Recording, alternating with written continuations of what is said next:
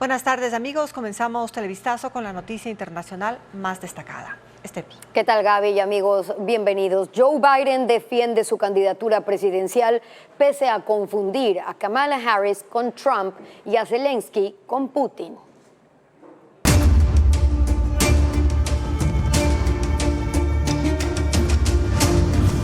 Biden se desgasta por terco.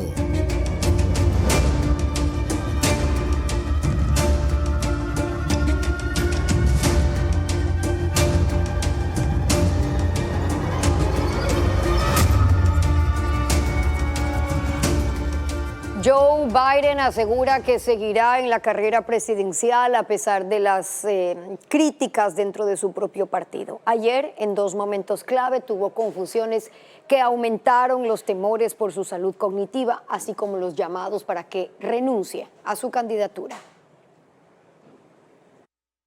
Joe Biden está cada vez más bajo la mirada del mundo, de los políticos estadounidenses y también de los votantes, que siguen de cerca cada paso, sobre todo en sus apariciones públicas, que desde el debate del pasado 27 de junio aumentaron los temores sobre su capacidad para gobernar otros 4 años.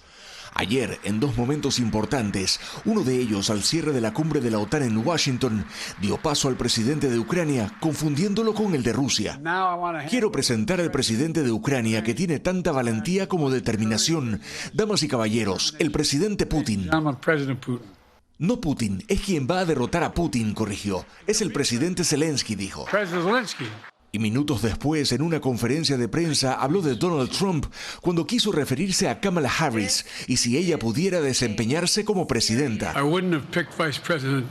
No hubiera escogido a Trump para vicepresidente si no creyera que ella está calificada para ser presidente, dijo Biden. Insiste en mantenerse en la carrera presidencial. Está dispuesto a enfrentar a Donald Trump en las elecciones de noviembre y superar un segundo periodo de gobierno. La consideración es que creo que soy el más calificado para correr por la presidencia, dijo. Le gané una vez, le ganaré de nuevo. Estoy en esto no por mi legado, sino para completar el trabajo que comencé. Y ante los temores por su salud, dijo que todos los días está rodeado de buenos médicos, que si ellos pensaran que hay un problema y piden un examen neurológico, lo hará, pero que no se lo han sugerido. Desde este viernes rigen nuevos precios de las gasolinas en el país tras la actualización por el sistema de bandas que estableció el gobierno. Ahora, el galón de Extra y Ecopaís se vende en $2.75, cuando antes valía $2.72, es decir, 3 centavos más. En cambio, el precio de la Super bajó, ahora se oferta en $3.91 del galón, cuando antes se vendía en $4.11.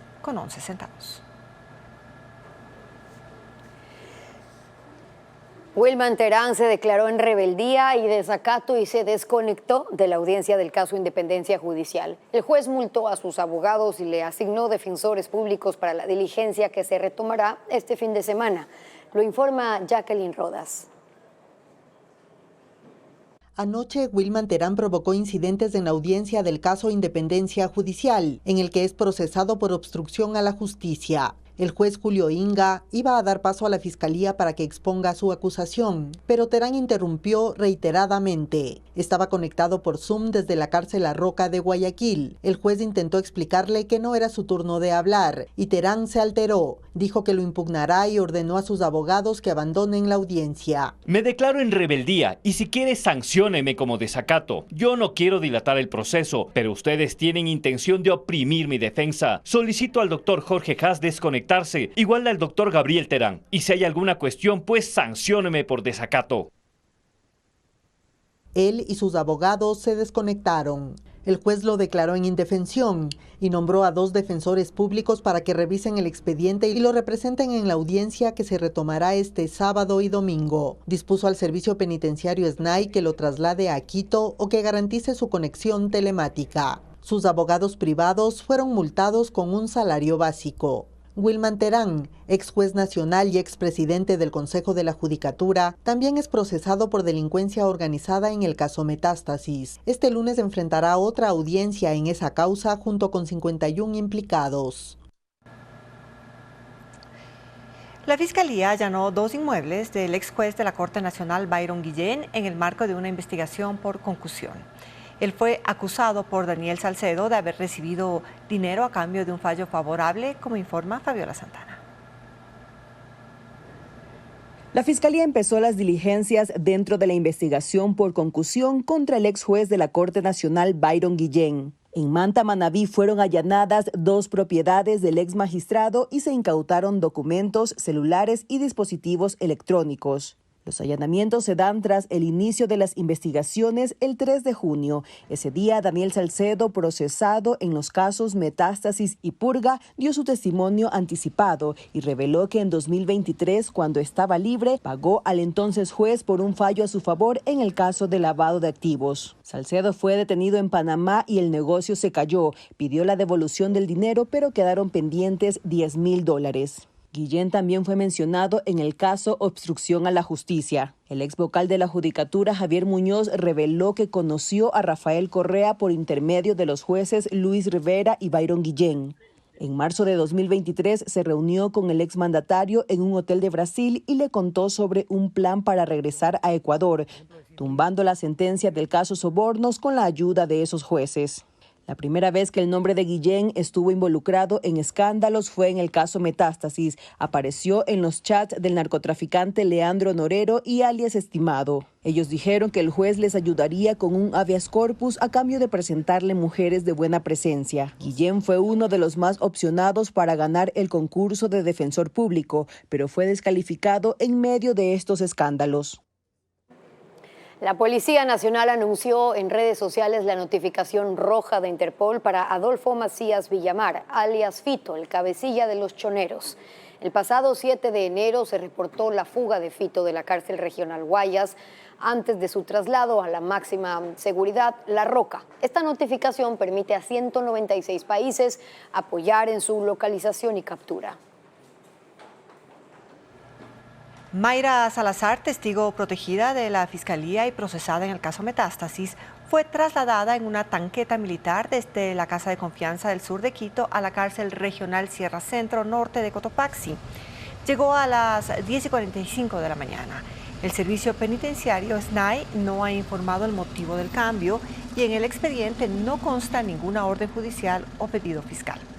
Salazar es parte del grupo de 52 procesados que el lunes enfrentará la acusación fiscal en la Corte Nacional.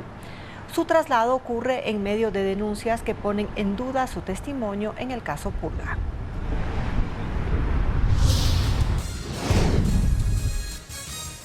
Revés para el correísmo. El Consejo de Administración Legislativa negó el pedido de Gisela Garzón para evaluar el embarazo de la fiscal Diana Salazar. Ya le contamos.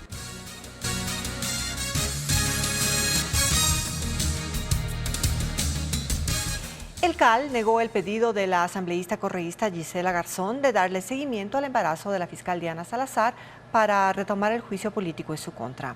La Revolución Ciudadana ha puesto en tela de duda el estado de gravidez de la fiscal. Luisa María Heredia con el informe. En reunión reservada, el Consejo de la Administración Legislativa tomó conocimiento de la solicitud enviada por la asambleísta de la Revolución Ciudadana Gisela Garzón al presidente legislativo Henry Kronfle para hacer un seguimiento al juicio político de la fiscal Diana Salazar, suspendido en mayo luego de que notificara sobre su embarazo. El pedido no tuvo respaldo. No tiene una motivación suficiente, ¿sí? Y somos muy legalistas en cuanto al proceso, al procedimiento que debemos llevar dentro del Consejo de la Administración Legislativa, entonces ni siquiera sometimos a votación. En una primera carta enviada a Kronfle el 19 de junio, Garzón, en calidad de proponente del juicio a la fiscal, pidió que se informe sobre el estado actual de Diana Salazar para determinar si ya se podía dar continuidad al proceso de juicio político. Considera que el estado de gravidez de la fiscal es un asunto de interés público. El CAL le respondió en un memorando que no existía ningún cambio. Se basó en el certificado médico que fue entregado por Salazar Salazar cuando hizo público su estado, que está avalado por el IES y confirma que pasa por un embarazo de alto riesgo. Pero el 7 de julio Garzón insistió, envió un segundo requerimiento con el que solicitó que se incluya en la siguiente sesión del Consejo el tratamiento y seguimiento del juicio político a la fiscal, pues el correísmo está convencido, según lo expuesto incluso en un video que subió a su cuenta en la red social X el expresidente Rafael Correa, que Diana Salazar no pasa por un embarazo de alto riesgo. Lo que se ha pedido es que se certifique cuál es el estado actual, o sea, ya está la documentación adjunta, ya tenemos, no podemos permitir que se haga una persecución a alguien que está haciendo bien su trabajo. En un comunicado publicado este miércoles, la fiscal rechazó las infamias de los mentirosos de siempre, con tal de conseguir impunidad. Han sido capaces de rebasar toda frontera, no solo legal, sino moral, ética y humana. Y le recordó a la revolución que la información relacionada con su embarazo está protegida bajo el derecho a la intimidad. Por lo tanto, divulgarla es un delito. Resultados de las pericias de los videos que se difundían especialmente en Estados Unidos y Chile. La investigación al pediatra empezó el 12 de marzo con una noticia criminis después de una denuncia al número 1800 delito. En la investigación participó el Centro Nacional para Niños Desaparecidos y Explotados de Estados Unidos. Él fue detenido después de vigilancias, seguimientos, extracción y análisis del material de abuso sexual infantil alojado en las plataformas informáticas. Durante el allanamiento a su domicilio, se decomisaron 4 teléfonos, una tablet y una computadora. El médico trabajó en hospitales públicos del país y fue asesor de salud de la Presidencia de la República entre 2011 y 2013. Políticos del Partido Demócrata creen que la campaña presidencial de Joe Biden está en crisis. Sugieren buscar una alternativa urgente. Públicamente hay al menos 18 congresistas demócratas que han dicho abiertamente que Joe Biden no debe seguir, un tema del que se habla más cada día y que enfrenta a miembros del partido. Para Brad Schneider, representante por el estado de Illinois, Biden parece estar en control de temas importantes, pero dice, el hecho es que no podemos tener una situación en la que todos los días estemos conteniendo la respiración. Es el momento para pasar la posta, no solo para unir al partido, sino para unir al país, y que Biden tenga un gran cierre de carrera como una figura histórica. Mantenerlo en la candidatura, según Jim Hines, representante por Connecticut, no solo es arriesgar la reputación de un político, sino que está en riesgo el futuro de Estados Unidos, dice. Opina que hay un buen número de nombres en el Partido Demócrata, pero que no pueden estar así más tiempo. Esto es algo que debemos resolver en 5 o 7 días más, dijo en una entrevista, pues creen que Biden ya no es el candidato que puede ganar esta elección. Del otro lado está el círculo más cercano al presidente que defiende su candidatura. Ahí está Kamala Harris, quien de ganar tendrá otros 4 años como vicepresidenta. En un acto público dijo, siempre hemos sabido que esta elección puede ser muy dura, pero Joe Biden es un luchador y ha sido el primero en decir que si te golpean y te derriban, te levantas. Hablan de la unidad que debe haber en el partido para impulsar la candidatura de Biden. El senador Richard Blumenthal reconoce el contraste con Donald Trump, pero asegura que Biden debe seguir mostrando que lucha por los estadounidenses. En momentos en que hay una fuerte corriente que piensa que la de Biden es una campaña en crisis. 500,000 hogares continúan sin electricidad en Houston tras el paso del huracán Beryl. No pueden encender los aires acondicionados en medio de una ola de calor que rompe récord en Estados Unidos. El huracán Beryl de categoría 1, el nivel más bajo, dejó sin electricidad a unos 2.700.000 usuarios luego de tocar tierra en el sur de Texas el lunes.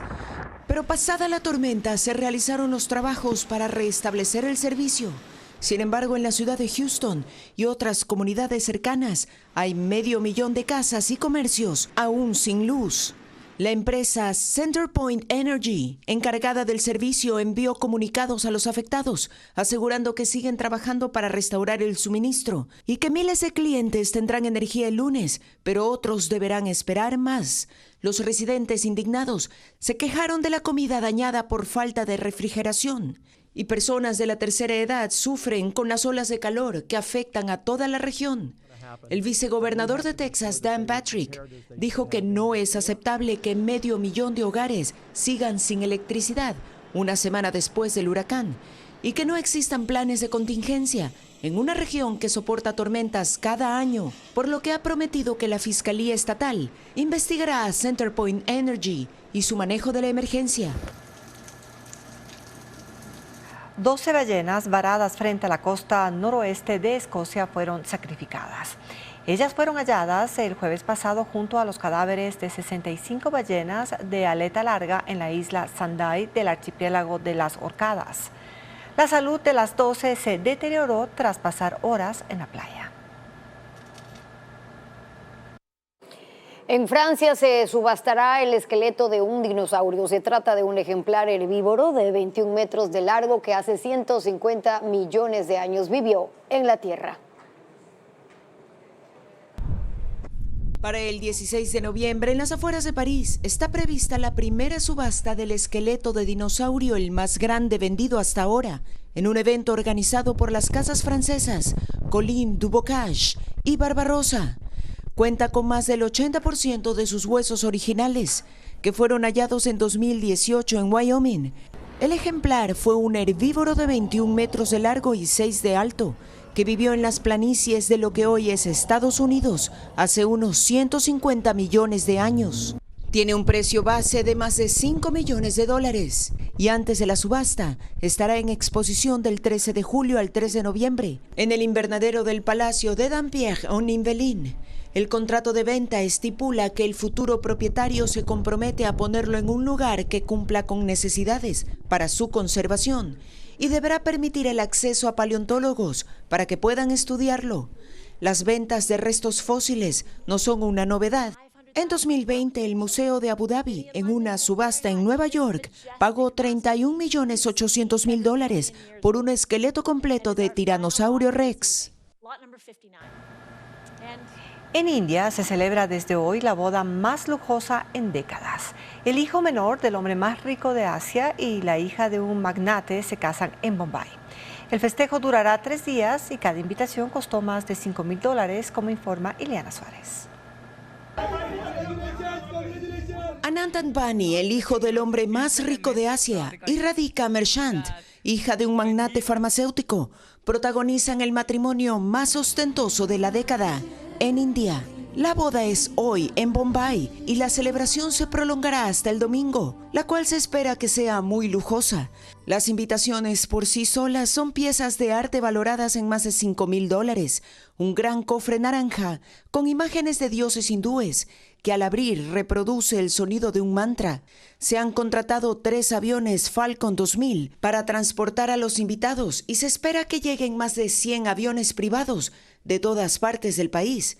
Pero las celebraciones iniciaron en marzo con una preboda organizada por los padres del novio, que trajeron a la cantante Rihanna para amenizar una fiesta de 1.200 personas. Luego ambas familias se fueron de viaje en un crucero de lujo por el Mediterráneo, desde Italia hasta Francia, con 800 invitados. Los festejos incluyeron una boda masiva para más de 50 parejas, auspiciada por la empresa del padre del novio, Reliance Industries, dedicada al petróleo, gas y telecomunicaciones. Cada matrimonio recibió anillos de alianza y otras joyas, artículos para el hogar, alimentos para un año y una dote de $1.200 para cada novia. Otra fiesta prenupcial se llevó a cabo el 5 de julio, en la que cantó Justin Bieber. Anand Ambani, de 29 años, es hijo de Mukesh Ambani, de 66, el 9º hombre más rico del mundo, con un patrimonio de $116.000 millones según la revista Forbes. La novia Radhika Merchant, también de 29 años, es hija de Viren Merchant, propietario de un imperio de servicios médicos. Se trata de la unión de 2 familias especialmente ricas, en un país en el que el 30% de la población vive en extrema pobreza.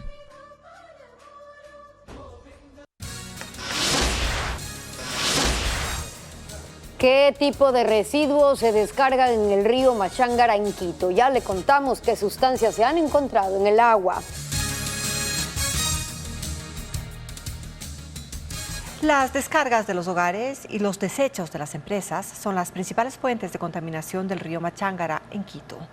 En sus aguas hay incluso metales pesados. Diego Puente con el reporte.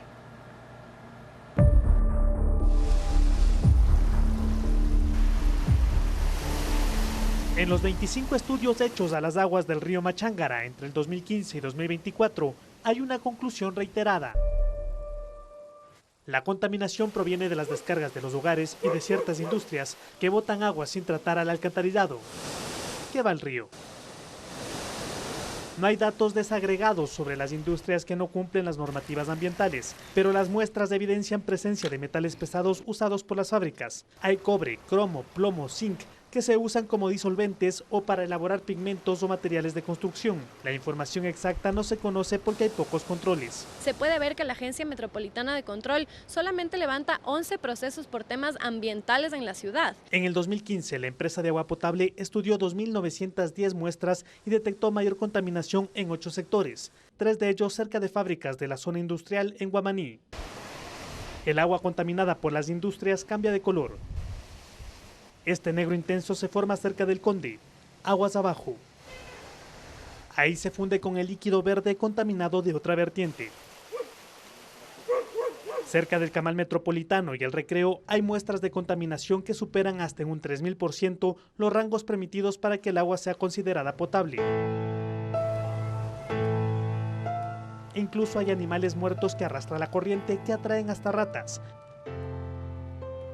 incrementando el perjuicio para el ser humano. Según la Secretaría de Ambiente, las descargas de la industria al río representan el 20%, causado por 157 fábricas que envían sus aguas a las tuberías que luego van al Machángara. Los hogares contribuyen con el 80% de la contaminación.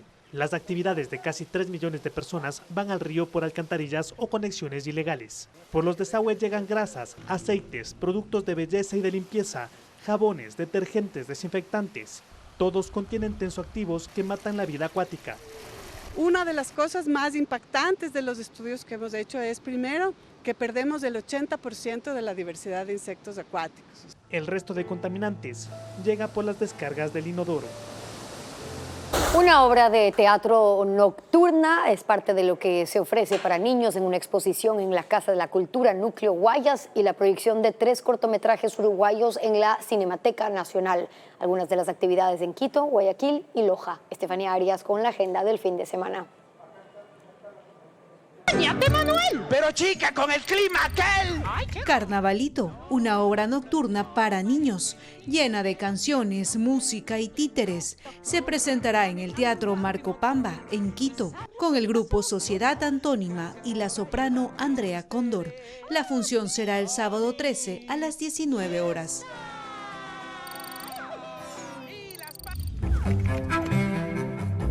Una muestra que explora la universalidad de las emociones mediante esculturas de papel.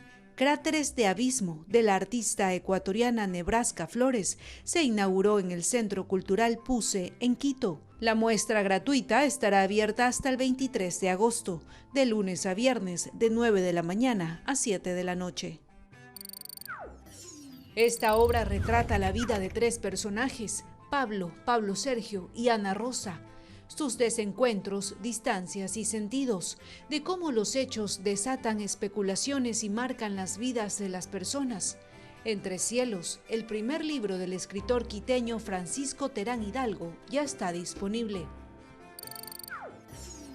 Asimismo, el esperado regreso a la novela del escritor estadounidense Paul Auster, Baumgartner, acompaña al inolvidable profesor en un viaje por los recuerdos de toda una vida.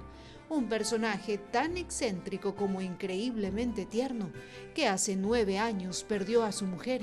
Ahora rehúye el desconsuelo de la soledad de la vejez. Un texto con una poderosa reflexión acerca del modo en que amamos en distintas etapas de la vida. 10 obras de Harry Merchant se exhiben en la Casa de la Cultura Núcleo Guayas. La exposición, denominada Antagonista, estará abierta hasta el 26 de julio, de lunes a sábado, de 9 de la mañana a 5:30 de la tarde. El ingreso es libre. Chano, ¿qué estás haciendo? El jefe y el carpintero es uno de los cortometrajes animados uruguayos que se proyectarán en el Cine Club Infantil Guaguateca este sábado 13. Los otros 2 filmes son Navidad Caribeña y Canilla Perfecta. Las funciones gratuitas serán en la Cinemateca Nacional en Quito a las 15 horas. De inmensidad. vida del viento. Voces de Guayaquil, un concierto interpretado por el grupo Yavirac en homenaje a los 489 años de fundación de la ciudad. El show será en el Teatro Nacional Sucre, en Quito, y transmitido por sus redes sociales, este domingo 14 a las 20 horas.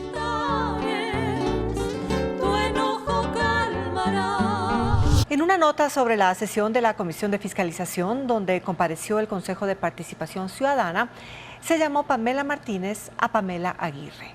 Es un lapsus que Televistazo lamenta. Pedimos excusas a la asambleísta Pamela Aguirre. Hay 5 vías cerradas en la red estatal de la costa, sierra y Amazonía. Incluso el puente de la Unidad Nacional en la vía Durán-La Puntilla tendrá 3 carriles cerrados hasta el lunes. Lo reporta Carla Delgado. La variación del clima y las fuertes lluvias en zonas del país afectan el estado de las principales vías. En la provincia de Los Ríos, la vía Jujamba-Bahoyo estará cerrada en el sector Puentes Gemelos 1 por los trabajos que se realizan en su infraestructura. La ruta alterna es por el Puente Gemelo 2, según la información del Ministerio de Transporte. En Riobamba, en Chimborazo, la vía Lausigua-Asuntos-Chunchi continúa cerrada por la pérdida de parte de la carretera. Tras los deslaves e inundaciones del mes pasado en el sector Casual, se recomienda ir por 3 rutas alternas, una de ellas Guamote, García Moreno, Sibambe. En Cañar, la vía Huigra El Piedrero en el sector 1 de Mayo está cerrada por el colapso de la carretera y el puente Cutuguay. La ruta alterna es la troncal Sud a Lausí-Huigra. La carretera Baños Puyo fue declarada en emergencia hace 6 días porque perdió una parte de la mesa y por el colapso de muros del talud en Río Negro. Está habilitado solo un carril y se recomienda circular con precaución. El Ministerio de Obras Públicas informó que se cerrarán los 3 carriles del lado izquierdo del puente de la Unidad Nacional en el tramo Durán-La Puntilla hasta el próximo lunes 15 de julio. Esto debido a los trabajos de colocación de nuevas juntas en el complejo de puentes. Para vehículos pesados, se recomienda utilizar el puente alterno norte.